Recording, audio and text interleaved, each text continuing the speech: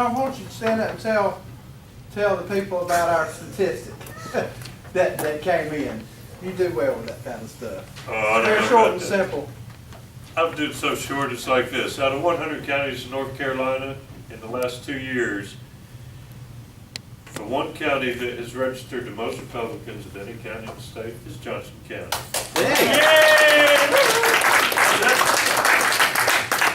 So that's good news. So, and I attribute that to the whole pie, our leaders, our elected officials, our sheriff, our district attorney, our register of deeds. I think our register of deeds has been his final example of conservative Republican way to govern. We all know that running campaigns is one thing, but governing is another. And that's where we really have to focus in on, as a party and elected officials. You know, we can talk the talk, but we got to walk the walk. And I think our county commissioners and our school board has done really well.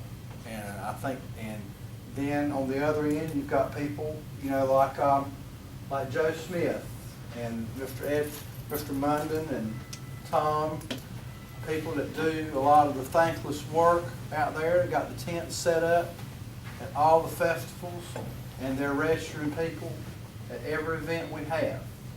And we just register them one at a time and talking conservative politics. So it's, you know, that statistic is a tribute to all of our party as a whole. It's the grunts, the elected officials, the party, and everybody. That's what happens when everybody gets on the same page and pulls together as one team. We have our primaries and we have our skirmishes, but when it's over, we're still Republicans, and we're still registering people as Republicans, and most importantly, we're governing as conservative Republicans. So I'm real proud of that statistic. That makes me personally very proud to go up to Raleigh and be able to just smile. Are we going to do a news release on that, so it can be in papers and TSB? Yeah, we're working on that. We're working on 2 or 3 press releases right now that we get out there. That just came out, and we just threw it out on the Facebook and social media. You get it around like that, but we're actually working on that as well. Well, really, it's not cool to be a Democrat. All the action is in the Republican Party. That's Right. Speaking of that, Michelle Ball called me, and she is at 3 events. She's at an event tonight in Clayton, one in Four Oaks, and one in Benson. So she's hitting it hard. And again, as I said from the very beginning, all 3 people that were running for the registered deeds, not the registered deeds, but the clerk of court. Sorry, but the clerk of court, they were all 3 friends of ours. But that's over now. We have a nominee, and we all need to get behind her and get the clerk's office for the first time in our county's history. And I believe if everybody will pull together, like we were talking about, everybody, that we can have a fantastic clerk of court. And we can hold that office for many years, because I think she's qualified, and I know she'll work. Nobody will outwork her, but it's going to depend on all of us to help Michelle Ball across the line, because it's going to be a tough race. Her opponent is going to be extremely well funded. That's the only really race that the Democrats are really focusing on. As far as the county races, they'll obviously be working for Miss Hagan, but they'll try to get that Hagan, Jim Hunt, all the old Jim Hunt crowd back together, and Michelle Dennon she'll prosper from that. So we've got to be on our game. I mean, I personally would like to see Michelle Ball win that race. because then we would have we would completely have the courthouse, and we would govern as conservative Republicans as we talk about. So that's some good news. I talked with David Rouser. He's out and about right now, but he's not in Johnston County right now. He's trying to recharge his batteries a little bit because his race isn't won yet either. So we don't need to assume that he's going to win. Yes, he should win, but so should Mr. Cantor should have won. And we see what happened to him when he kind of dropped the ball as far as they go, as far as they're thinking, and really didn't think about their home folks, you know, their constituents. And so let's don't forget David. We've worked a lot of us have worked too long and too hard. He's right there at the finish line to drop the ball on that. So let's finish strong on the Rouser race. We're going to have a very interesting, to say the least, we're going to have the most expensive U.S. Senate race in the history of the country between Tom Tillis and Kay Hagan. Both of those camps are going to raise well over $50 million apiece. It's going to be over $100 million race. Sheriff, that'd be hard to raise. $50 million, would you like to raise that? I would have to go, before the board of commissioners on that. I'm sure. Sheriff is write a check. Yeah. But, my stance on that race also is, again, we have our nominee. We need to support the speaker. That race very well could change the history, not only of the country, but it could change, that could change the history of the world. That is living history, that race, because people a lot smarter than myself firmly believe whoever wins that race in North Carolina will cast the deciding vote for the majority of the United States Senate. And that vote will either be for Harry Reid to maintain control of the United States Senate and not hear any Republican legislative issues, any legislative bills that come over from the House. When they come over from the U.S. House to the Senate, they're dead. They just might as well throw them in the trash can. It's called read lock. Yep. And that is the most important vote. And I said whoever won that, our race, our race in the primary, that whoever won is going to cast probably the most decisive vote maybe in the last 100 years, and that's for the majority leader. And it's the way we think, and the way we act, and the way we want to see this country move forward for our children and grandchildren. That is an extremely significant race. And I'll tell you what J.H. always said, and I believe this to be true. It's better to get, it's what worries me is Mitt Romney got 4 million votes less than John McCain did after 4 years of Obama. And I don't know if a lot of y'all realize that, but he got 4 million less votes than McCain did. And I believe it was because of this. Some people, we've got to get in our mind that it's better to get 2/3 or 75% of something is a whole lot better than 100% of nothing. And that's where we are right now. A lot of people in the Republican Party. And sometimes I might be one of those people.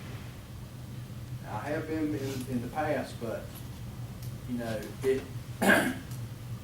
if you didn't vote for Tom Tillis in the primary, you need to get out and work for him this time, because I'll tell you one thing, I spent about 30 minutes with him by myself today. He's not going to vote for Harry Reid for the majority leader.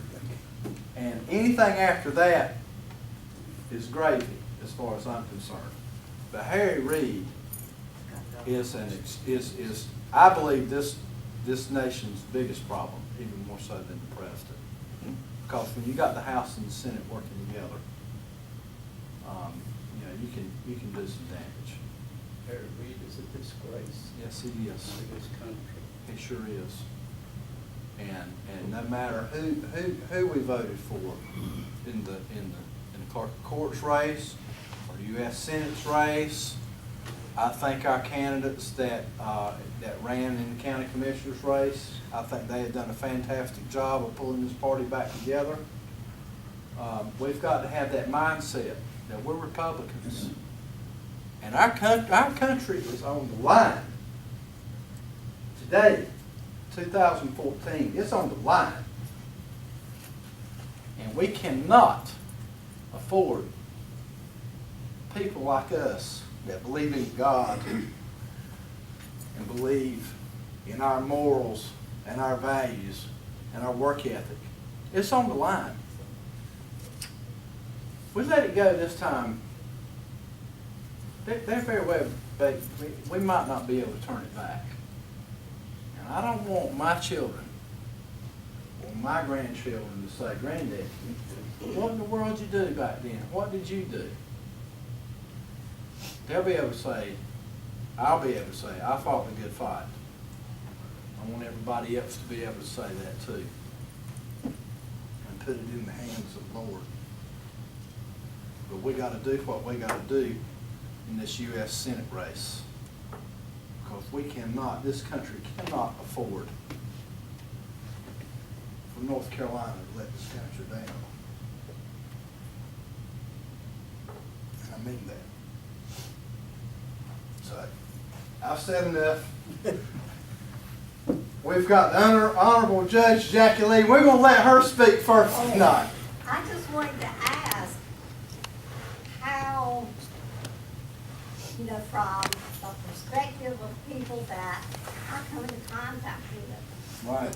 I don't know that they feel that our General Assembly is on board to try to help Tillis get elected as we are. Because they are up there bickering and fighting over a budget. And Right. something needs to be done to get them together and together with the governor Well- to make it appear that we are all on the same page. Well, I would say this, you're not the first one to say that. And And I understand that, and I think, I think very soon, there's been some movement today. It's been interesting, it's a learning curve. We've never had, the Republicans have never had the House and the Senate and the governor's mansion all at the same time. And that within itself is a learning curve. And believe me, I feel your pain. Believe me. But, the House and the governor have come out together on some issues. The only issue really that's on the table now, as far as the state goes, is they came together, as you were talking about, on Medicaid. Medicaid is always the 900-pound gorilla in the room. Paying for Medicaid, the expansion of Medicaid, it's just, you can't hardly predict it. And when you can't predict it, it's really hard. It's hard to make a budget, and you don't know whose numbers to believe and everything. But I do believe very shortly that will come. Brent Jackson I talked to him earlier this afternoon, and he said they're committed to stay there and not leave until Sunday night before we can get something done. But the only thing left on the table is the teacher pay. So everything else is done with the state budget, except for how are we going to pay our teachers, and are we going, the Senate wants to cut some teachers' aides and give that money to the teachers, and the House wants to give a 5% raise and keep the teachers' assistants in the classroom and not mess with the tenure. So we're almost there. The Senate has, they're about halfway there on that one subject. So, but I agree with you. I agree with you. And I think the majority of folks agree with you, but,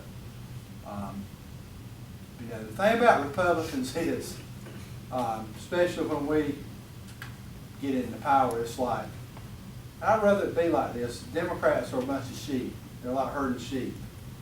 But when Republicans get in control, it's like herding cats. Because we're such individualists and we think, you know, we have different thoughts and ideas about stuff, and that's a good thing, you know, but I think we've had some movement today, and we're almost there. We're almost there. So, I agree.